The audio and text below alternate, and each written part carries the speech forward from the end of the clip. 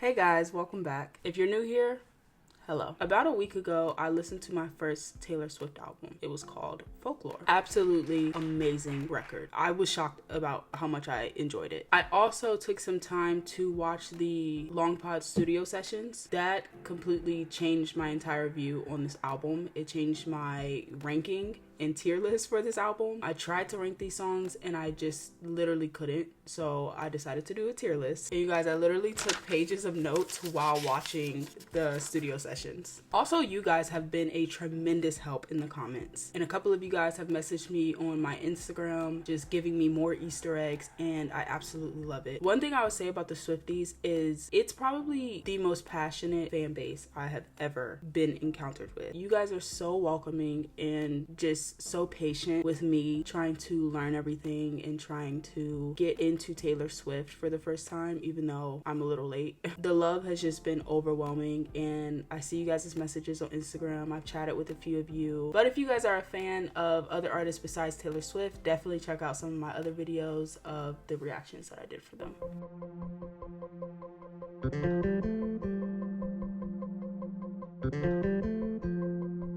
I am going to be going in order for this. So let's start with the one. When I was watching the Long Pod sessions, I love that Taylor was playing the guitar on that. And I love kind of the double entendre that she talks about in this song, of it kind of having two meanings. One of them being like updating an ex-lover on your life and how good it is now. And the other meaning, yeah, I'm going to start saying yes to more stuff. I'm just going to do it. I'm just going to knock this out. I'm just going to go for it. And I love that energy. And not only that, the song is amazing. I think that this is an amazing track. I don't think that it's a perfect track, but I think as an opener, we started off very strong there. Cardigan for me is still at the same place it was when I heard the original album versus the Long Pod sessions. I do think that it is a good song. I don't know. I'm not like the hugest fan of it. I do think there are better, deeper cuts on the album. And I know this is a lot of people's favorite song, but just for me and my personal taste, it was good, but it just wasn't great for me. But I do think the live version sounded so beautiful. I actually prefer that version than the original. Okay, next up we have The Last Great American Dynasty. If you watch my reaction to this album,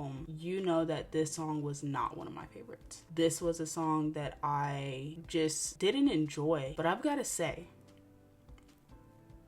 boy was I wrong. This is one of my most played songs of the album now. This is a fantastic storytelling track. It's about a woman named Rebecca Harkness, and she was a heiress, she was a socialite, she was a philanthropist, and she was a lot of the things that you could describe Taylor Swift to be. She was the old owner of Taylor Swift's home in Rhode Island. That being said, the meaning behind the song is one thing. It's very creative, and I love the direction that she took with this song, but with that aside, it just sounds great. When I was watching back my reaction after listening to the album a bunch of times, I was like, why did I even say that? Like, what?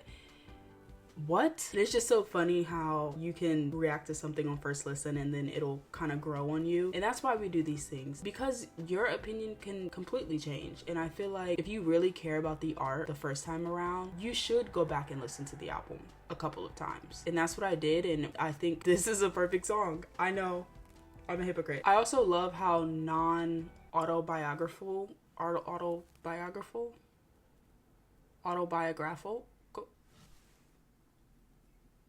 I like how untrue some of these songs are.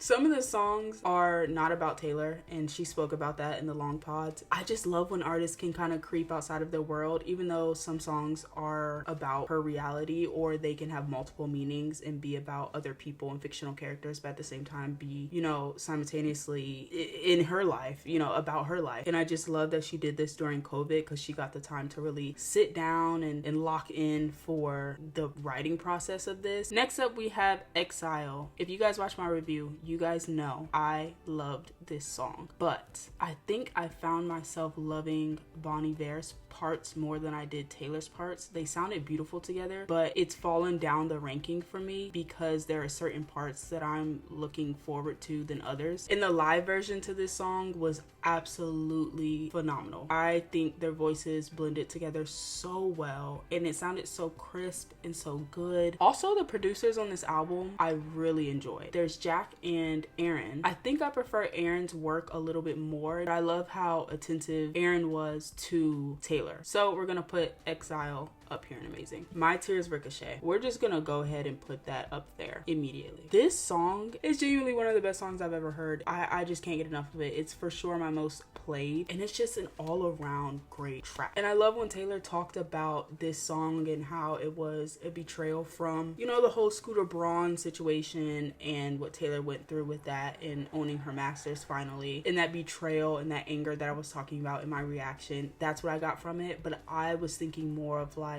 a friend or a relationship partner. I wasn't really thinking about her relationship with her label and her relationship with her father-like figure that she basically grew up with in the music industry, kind of betraying her. Evil work, by the way. I remember that entire thing going down when it was happening. And Scooter Braun is just a slum bag of a person. And I love how she used the superhero versus the villain analogy, how most of the time in superhero movies, you see the superhero and their arch nemesis is usually the villain. But the villain most of the time is like an ex-best friend or ex-something in their life that ended up betraying them, and then they became enemies. But I guess you could still relate this song to love and to divorce and betrayal. For her to write it about that situation in particular, that just takes some balls. And her getting her masters, that is a boss move. I don't want to spend too much time on My Tears, Ricochet, but this is just... Next up, we've got Mirrorball. So Mirrorball is a song that I probably would have had here at first. But I do think that the track has grown on me tremendously. I do think that it is an amazing track.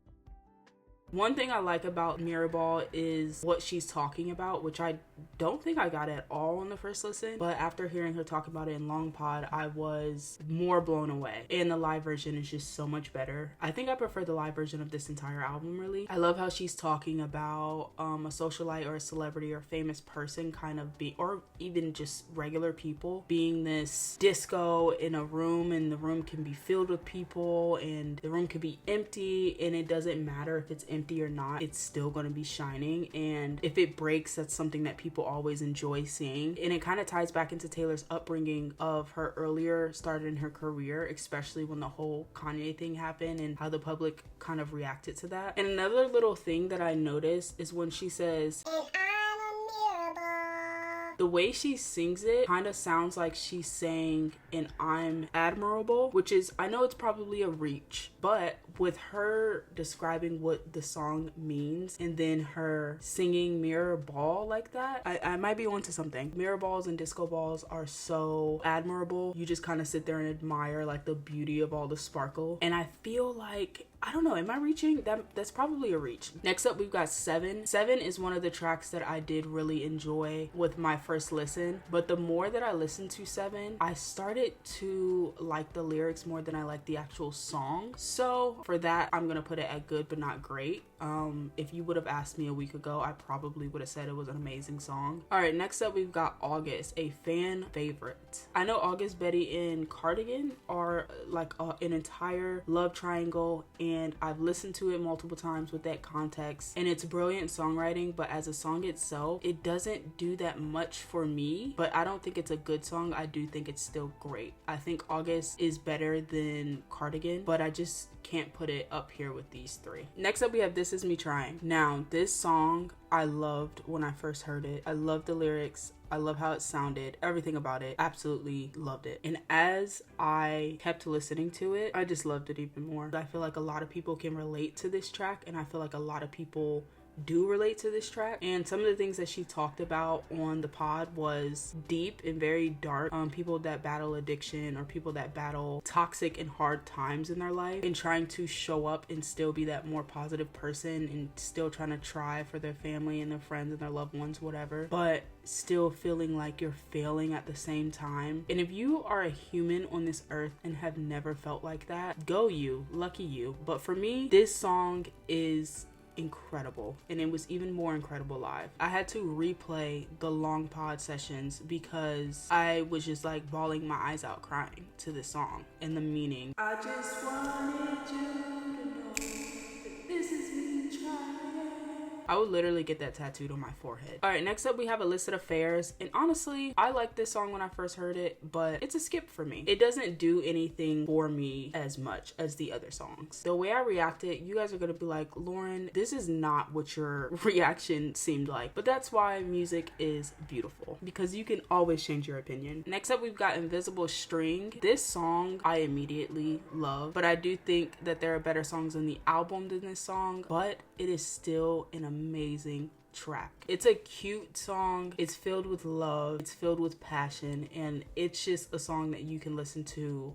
at any time. And to me, it has the best melodic performance on the album. The way she comes up with those melodies and using her voice as an instrument is just killer. And I love how she kind of described this song about being in a place, and every step that you take is further to where you want to be, or where you need to be or need to go. And I just love that flip on the song. Okay, next up we've got Mad Woman. When I did my reaction for this song, I hit the nail on the head with what it was about. It was pretty straightforward, but not all of Taylor's songs are. So hearing Taylor actually speak about that was amazing. The female rage, the misogyny, the gaslighting, great track. Epiphany. Epiphany is one of those songs that you go back to when you need it, and it's one of those songs that you will always need. I've seen a couple people comment on my reaction video for this album saying, oh, not a lot of people like this song, or I'm so happy that you like this song. And I don't get it. You would think that this would be one of the most popular songs on the album. The songwriting is immaculate. How it sounds is immaculate. Her voice is immaculate. It's just a perfect song for me. I think Epiphany is up there with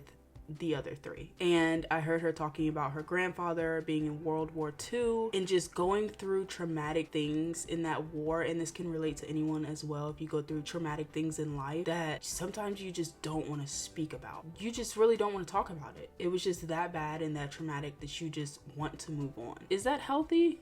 Probably not, but we're here. And I think even though it may be like a deeper cut on the album, it's a perfect song. I'm sorry, I don't know what to tell you. Argue with your grandma. Okay, Betty. It was surprising to hear that Joe, Taylor's ex, helped write this song. For me, it's a skip. I tried and I tried, and I just don't like this song.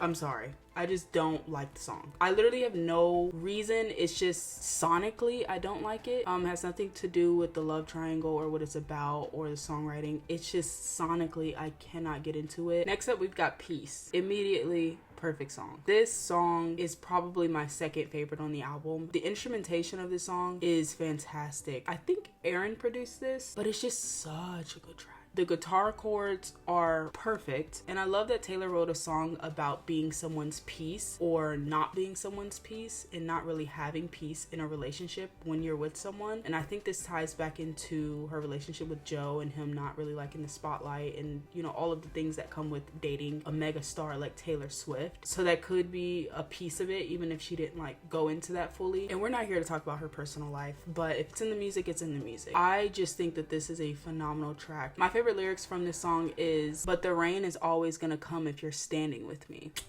Chef's kiss. Next up we have Hoax. I think Hoax is in the middle of the track list. I do think that it's great. I don't think it's amazing or by any means perfect, but I do think it is a good closer for the original album. If we're being honest, if we're being for real, The Lakes is better. For me, that's the closer of the album. I can't imagine listening to the non-deluxe version. And I love that she wrote this about artists in the 1800s, I believe, that were writers and artists that would come to this place of peace and do their thing. And they got made fun of for it at the time. And Taylor felt like that she could relate to this because even if she's not physically at the lakes, she is there in her mind, which I think is very cool. It kind of gives her like a little escape. And I love how it sounds sonically. Also, some of the things I loved about the long pod was how intimate it was. And I know it was during COVID, so it's kind of like, of course. I love that Taylor's a cat mom. I am a cat mom.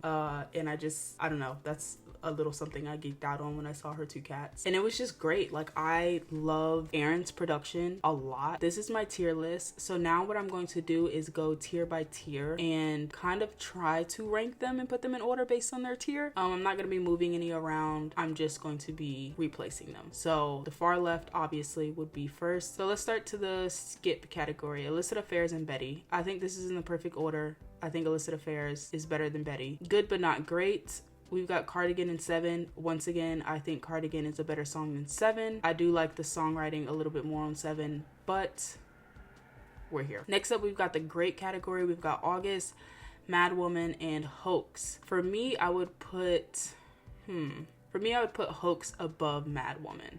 Yeah. And then August can stay. Then we go towards our amazing category. The One, Exile, Mirrorball, and Invisible String. For me personally, I think Invisible String would be first, and then I think The One, then Exile, then Mirrorball. These two, The One and Exile, are interchangeable for me, but I stand on Invisible String being first and Mirrorball being last in this tier. Okay, so the last tier we have is our perfect song tier.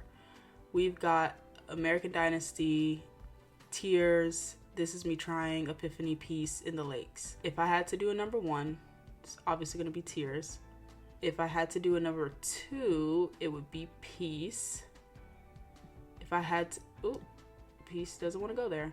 If I had to do 3, it would be American Dynasty. If I had to do 4, I think I would go with Epiphany. And then my 5th one would be The Lakes, and then This Is Me Trying last in this tier list. So essentially this would be my top 5 of the album. The Lakes, Epiphany, American Dynasty, Peace, and Tears. This is my ranking. I know you guys probably have a completely different ranking than mine, or it might be very similar to mine. Some people may think that there's no skips on this album. Some people may think every song is perfect, and some people may think that every single song is a skip. You must be smoking crack if you think that. Let me know your top 5 on this album, and let me know if you guys have anything in common with my ranking opposed to your personal ranking. I dropped a poll on my Instagram letting you guys decide what is going to be the next album that I listen to by Taylor Swift, and we have Evermore. I'm looking forward to Evermore. That video is going to be out next Friday. Make sure you guys are tuned in. I will be posting updates to my Twitter and Instagram, and make sure you guys go follow those so you guys can stay locked in tune. We can have a little chat. It's better to reach me there than it is YouTube, and I love you guys so much. Bye.